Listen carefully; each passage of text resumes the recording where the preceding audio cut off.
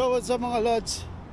Officially, natapos na natin ang 10 kilometer run and walk natin.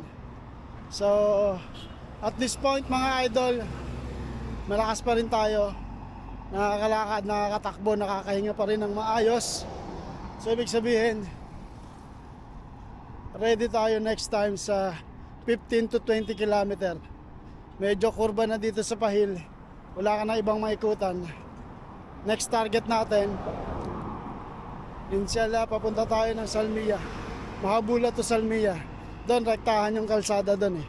Walang likuan.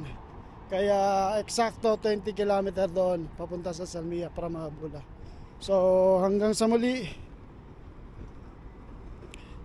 Palaboy OFW here.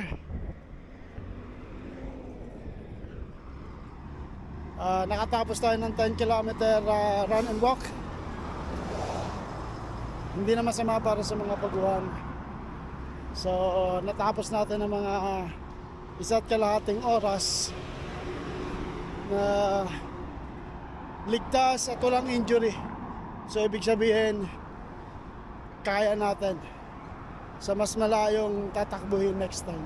So yun lang, Palaboy OFW. Sa mga gustong sumama sa akin, sa amin ni Sir Harvey, shoutout sa inyo lahat. Magkita lang tayo dito sa Mahabula every Friday and Sunday.